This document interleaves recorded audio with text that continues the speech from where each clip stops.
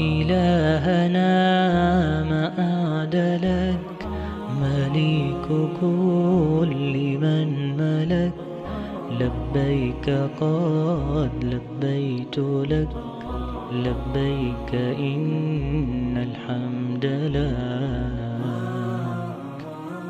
والملك لا شريك لك والليل لما أنحلك والسابحات في الفلك على مجاري المنسلات إلهنا ما أعدلك مليكك.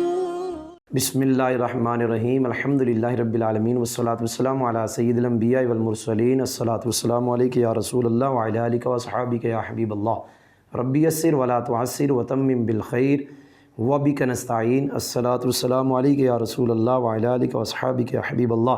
سامعین و ناظرین، آج ہم نور الہدیٰ کا سبق نمبر 14 پڑھیں گے۔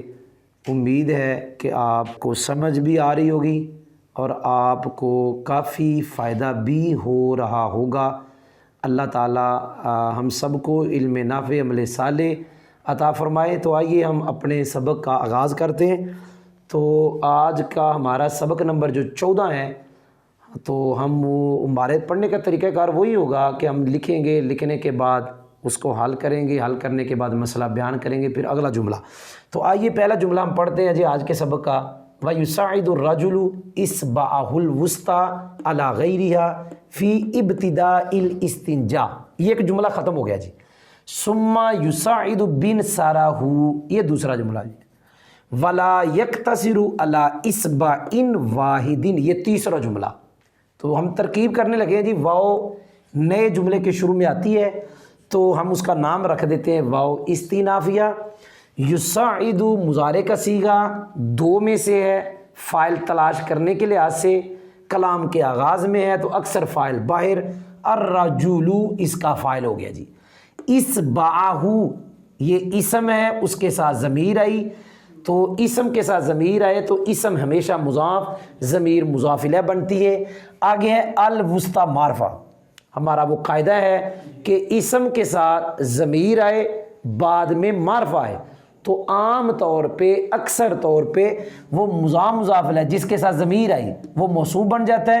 الوسطی معرفہ اس کی صفت، نعمائہ شاملہ و آلائہ الکاملہ الی مولاہ الغنی، یہ میں نے مثالیں دی ہیں جی۔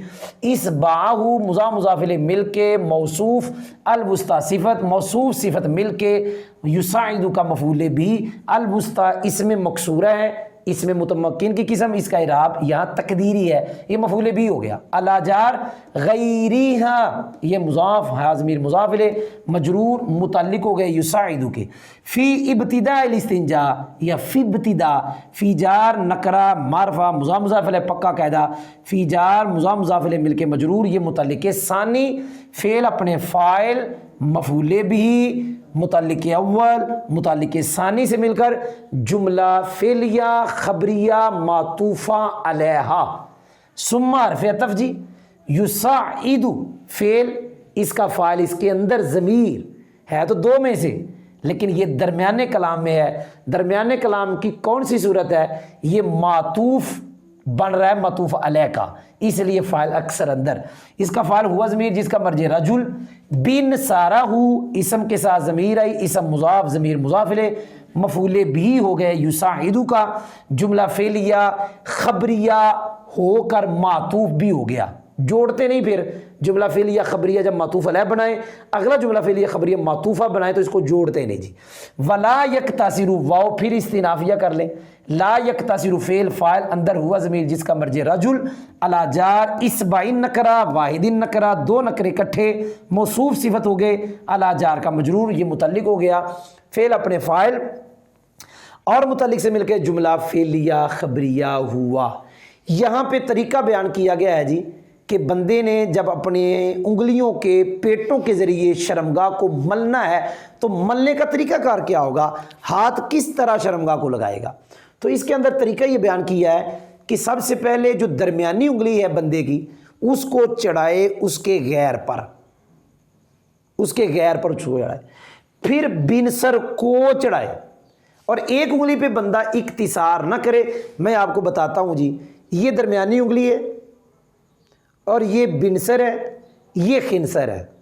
اس درمیانی انگلی کو اس پہ چڑھانا ہے ایسے، شروع میں ایسے کرنا ہے، پھر اس بنسر کو اس پہ چڑھانا ہے جی، ایسے استنجا کرنا ہے۔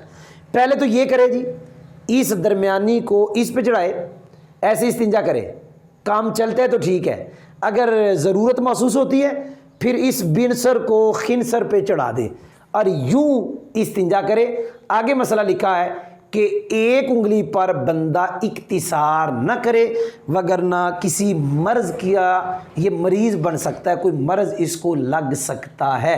جی ہم ترجمہ کرتے ہیں جی، اور بندہ فعل فاعل کے ترجمے میں پہلے فاعل کا ترجمہ، اگر مفعول ہو تو فاعل کے بعد مفعول کا ترجمہ، اور بندہ اس ضمیر کا مرجع رجل ہے تو ضمیر کے مرجع کا ترجمہ کرتے ہیں، اور بندہ اپنی درمیانی انگلی کو چڑھائے اس درمیانی انگلی کے غیر پر۔ یہ مرجع بتا رہا ہوں جی، اس کا مرجع بندہ، یہ ہا ضمیر کا مرجع یہ، تو یاد رکھنا لفظ اسبا مذکر بھی آتا ہے مؤنث بھی آتا ہے۔ دلیل الوسطی، یہ صفت ہے اسبا ان کی، یہ اسبا موصوف ہے تو الوسطی اس کی صفت ہے، یہ مؤنث کا صیغہ ہے الوسطی، یہ الف مکسورہ اس کے آخر میں، اور یہاں پہ اسبعین واحدن یہ صفت نکرہ آ گئی، لفظ اسبا مذکر بھی مؤنث بھی۔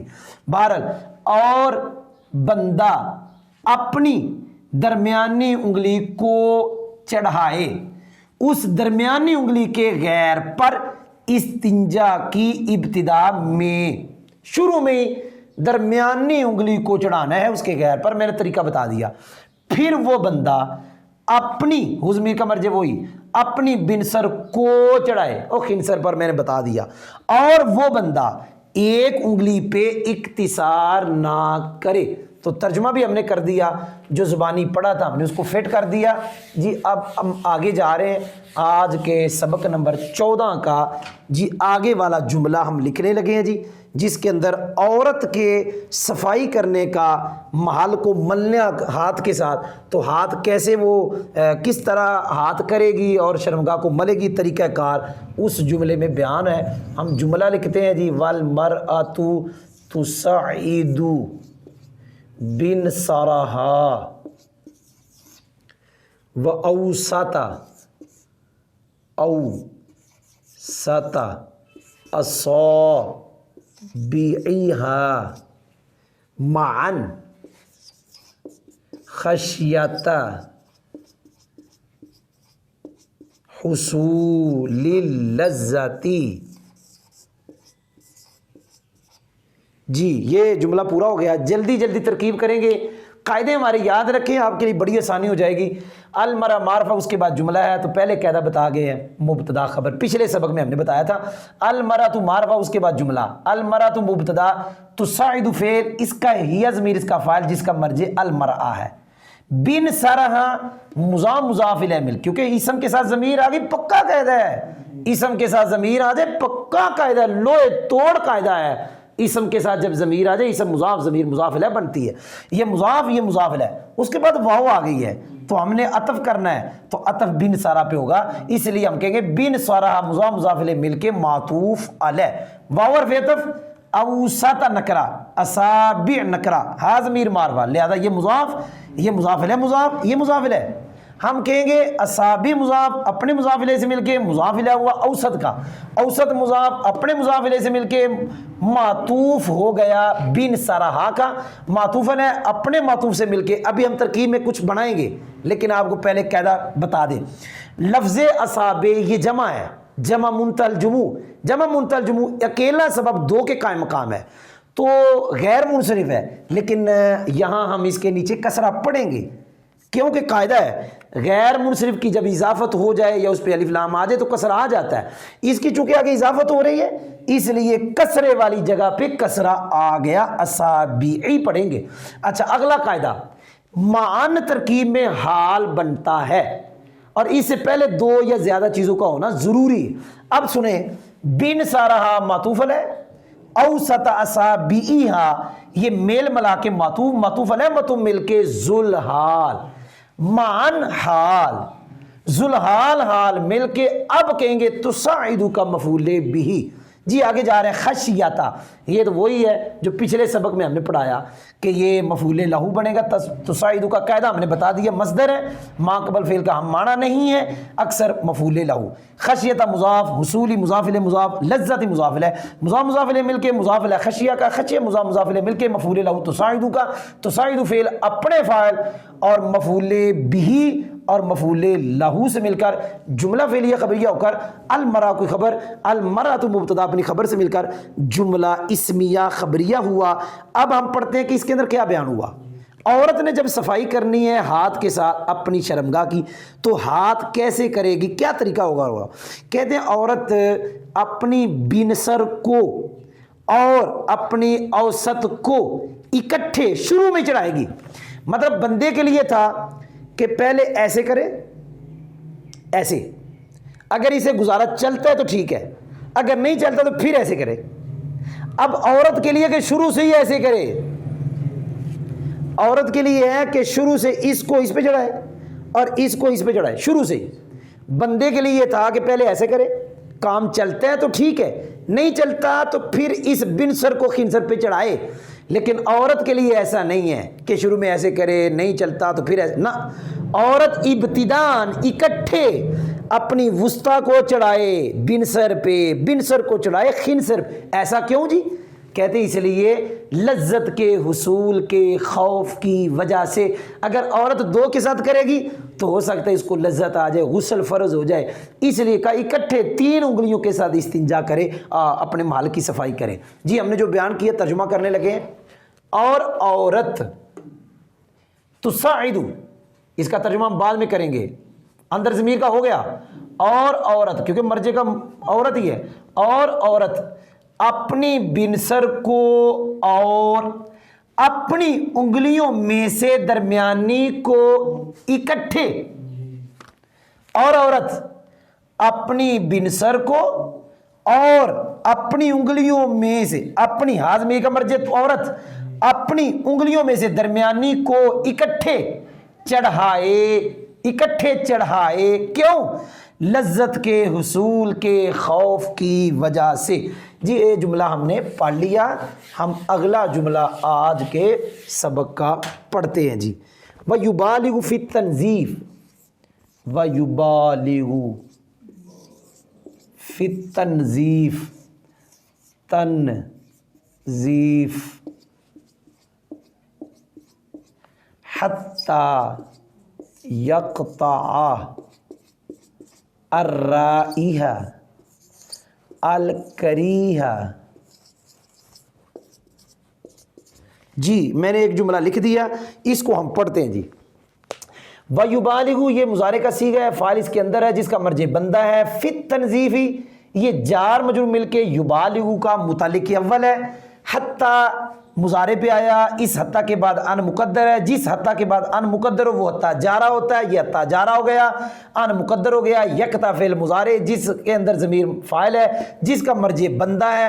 الرائحہ تا، الکریہہ تا، 2 معرفے اکٹھے آئے لہذا موصوف صفت، موصوف صفت مل کے یقطع کا مفعول بھی، فعل اپنے فاعل اور مفعول بھی سے مل کے، بات ویل مفرد ہو کے حتی جارہ کا مجرور، جار مجرور مل کے یبالغ کا متعلق ثانی، فعل اپنے فاعل دونوں متعلق سے مل کر جملہ فعلیہ خبریہ ہوا۔ اس کے اندر مسئلہ یہ بیان ہوا کہ جو بندہ ہے نا وہ صفائی کرنے میں، پاکی کرنے میں، شرمگاہ کو صاف کرنے میں مبالغہ کرے۔ کتنا مبالغہ کرے؟ یہاں تک کہ بری بو کو ختم کر دے، وہ جو بو آ رہی ہے نا اس کو ختم کر دے، جو بو آ رہی ہے، بو جس کو کہتے ہیں۔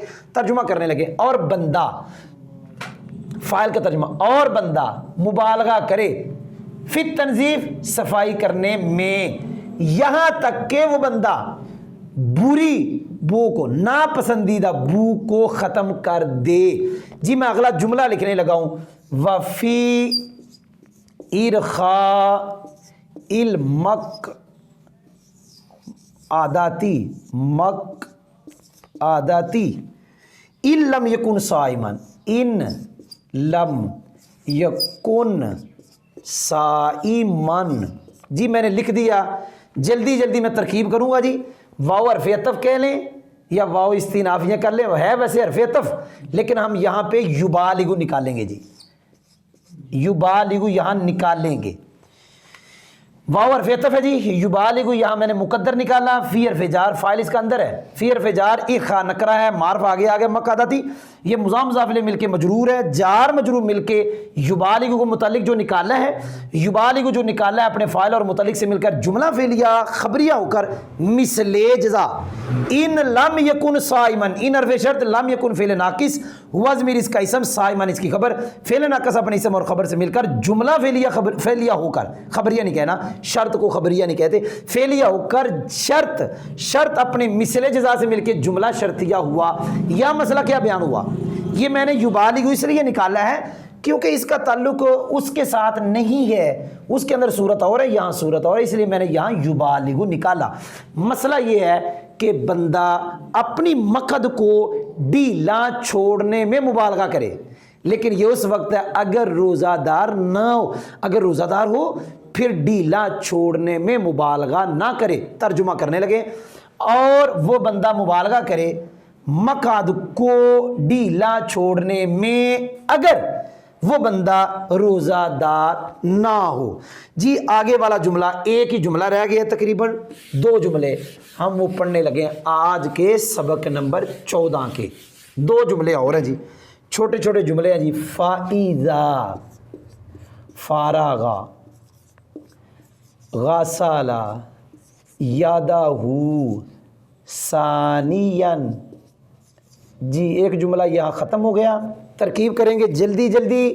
یہ ایذا ہے جی، فا تفصیلیہ کہہ لیں، ایذا جب 2 جملوں کے شروع میں آئے، ایذا کے بعد 2 جملے ہیں تو ایذا کو ہم کہتے ہیں اسم ظرف متضمن بمعنی شرط، مفعول فی مقدم، ہم نے کہہ دیا فارغ فعل ہے، ہوا ضمیر فاعل ہے، فعل فاعل اور مفعول فی سے مل کر شرط، غاسل فعل، ہوا ضمیر اس کا فاعل، یدہ مضاف مضاف الیہ مل کے مفعول بھی، ثانیاً مفعول فی، اس سے پہلے زمانہ نکالے، فعل اپنے فاعل، مفعول بھی مفعول فی سے مل کے جزا، شرط جزا جملہ شرطیہ۔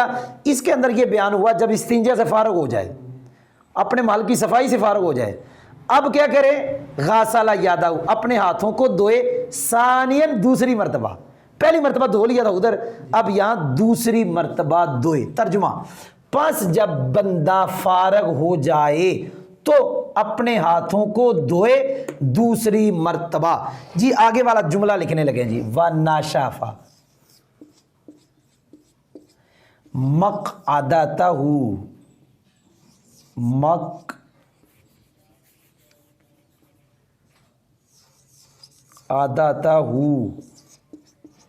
قبل القیام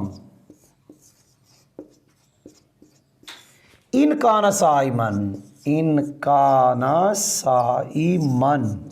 جی ترکیب بالکل آسان ہے جی، واو کو نہیں بنا لیں استنافیہ والی، ناشف فعل فاعل اندر ہے، مقعدتہ ہے، میں نے غلط لکھ دیا، اس کے ساتھ ضمیر لگائیں گے، مقعدتہ ایسے جی، مقعدتہ، تو یہ مضاف مضاف الیہ مل کر ناشفہ کا مفعول بھی ہے، قبل القیام مضاف مضاف الیہ مل کے ناشفہ کا مفعول فی، کیونکہ ظرف ہے، فعل اپنے فاعل مفعول بھی مفعول فی سے مل کر مثل جزا، ان کان صائمن، یہ یاد رکھیں جب ان کے بعد آگے ایک جملہ ہے، ان کے شروع میں واو نہ ہو، پہلے والے کو ہم کہیں گے مثل جزا۔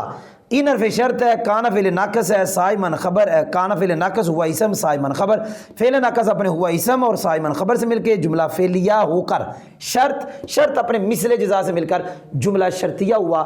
مسئلہ یہ بیان ہوا کہ اگر بندہ روزہ دار ہے تو استنجا کر لیا، پانی کے ساتھ مال کی صفائی کر لی، اٹھنے سے پہلے اپنی مقعد کو خشک کر لے، یہ مسئلہ ہے، کیونکہ روزہ ٹوٹنے کا خطرہ ہے، کہیں ایسا نہ ہو کہ پانی کا کوئی قطرہ اندر چلا جائے اور روزہ ٹوٹ جائے، اور لکھا ہوا ہے کہ اگر روزہ دار نہ ہو پھر بھی بہتر یہ ہے کہ بندہ فارغ ہونے کے بعد اٹھنے سے پہلے شرمگاہ کو خشک کر لے۔ جی مسئلہ ہم نے پڑھ لیا، ترجمہ، اور وہ بندہ اپنی مقعد کو خشک کرے کھڑا ہونے سے پہلے اگر وہ بندہ روزہ دار ہو۔ تو آج کا ہمارا سبق نمبر 14 مکمل ہوا۔ تو اللہ کے فضل و کرم سے یہ استنجا کے بارے میں جو فصل ہے وہ بھی مکمل آج کے سبق کے ساتھ ہو گئی. آگے جو فصل ہے اس کے اندر بیان کیا جائے گا کہ استنجا کے لیے شرمگاہ کو کھولنا جائز کب ہے، یہ مطلب وہ استنجا کس کس چیز کے ساتھ کرنا مکروہ ہے، جائز ہے، وہ آگے انشاءاللہ پڑھیں گے.